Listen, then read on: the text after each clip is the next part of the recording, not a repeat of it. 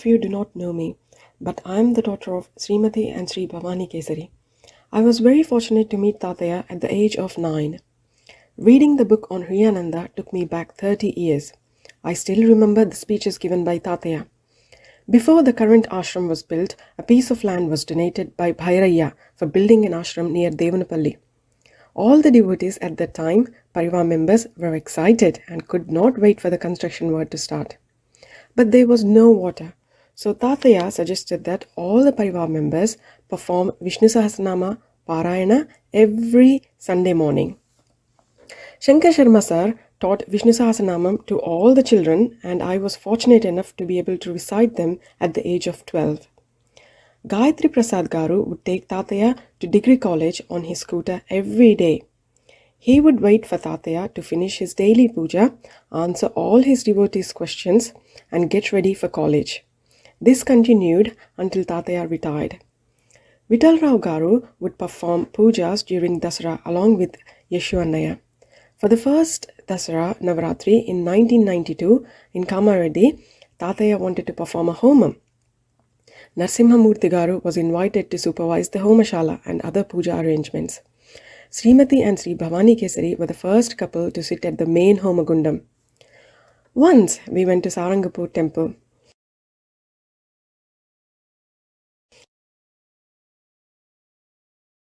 We had the darshan of Anjaneya Swami and sat in the garden in front of a Krishna idol.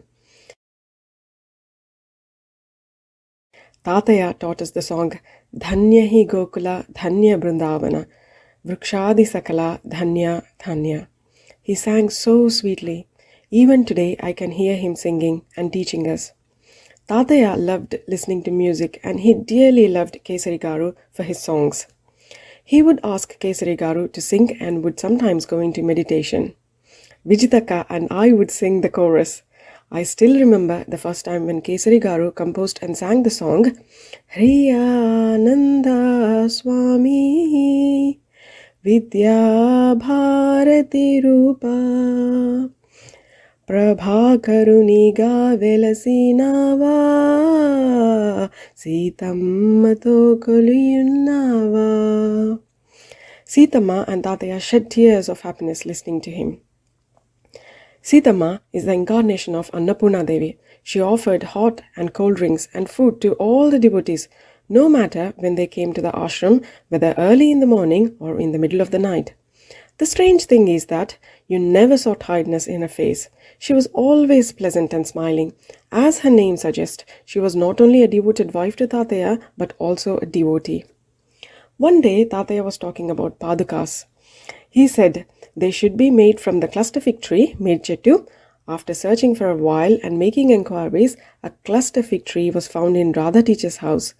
It was to be chopped down as the tree was in the way of construction works. The wood from this tree was gathered and dried properly to make padukas from them. Tataya loved bittergourd. Once, one of the devotees invited Tataya and the parivar to lunch one day, and when we turned up for the feast, we were served curry, pulusu, and chutney, all made out of bittergourd. Tataya loved kova, but with less sugar, so Anuradha auntie would make kova at home and bring it for him. The parivar also visited their home when they lived near Nizamabad. A couple of times the speeches continued past midnight, and I fell asleep in the ashram. I was left there as I was too heavy for my parents to carry me home. When I woke up in the morning, I was a little surprised that I was still in the ashram. Sitama gave me tooth powder to brush my teeth, and Tataya made tea with his own hands, while humming and singing. Oh, the tea was like nectar. Tataya loved his tea with lots of cream on it, which reminds me of God Krishna. Srimati Hiranmayi was very spiritual. She used to have long spiritual discussions with Tataya. Rama Rajendra Garlu would come to ashram for Parayana every Friday. Srimati Bhavani Garu wrote books containing Tataya's teachings and speeches given in satsangs between 1993 and 1999. She also wrote Tataya's biography from 1999 to 2000. I approached Tataya a few years ago to ask whether there was a book explaining Saptasati in simple language so that anybody could understand it. He said he had had the same thought and wanted to write such a book. I approached him again after a couple of years. He said he started to write the book and was thinking about the name. In 2009, he said he finished it and named it Amma Muchatlu. I always told Tataya that fortunate are all the devotees who are able to spend time in the ashram with him in his later days.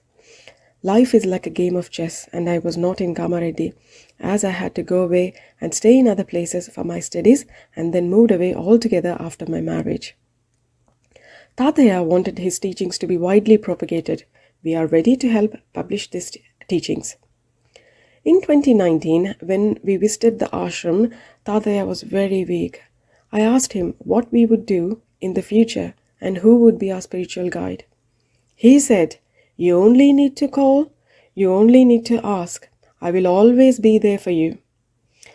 Although he is physically not with us anymore, he is still watching us and watching over us.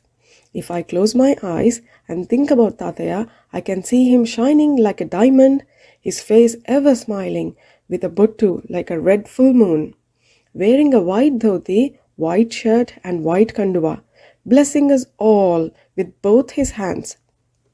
Gods have one Abhayahasta and another Varadhasta, but our Guru, Tataya, is showering abundant blessings on all of us with both his hands. Guru Gita. Guru is omnipresent. He is unborn, ageless, beginningless and deathless. He is smaller than the smallest and larger than the largest. He is far as well as near. He is inside and outside everything. He is beyond cause and effect. He is supreme sky, consciousness, bliss and never-ending, self-luminous, imperishable and pure. He is always fully awake and witnessing the drama of myriad world systems, arising and dissolving. Jai Guru Chandi, Jai Prabhu Chandi.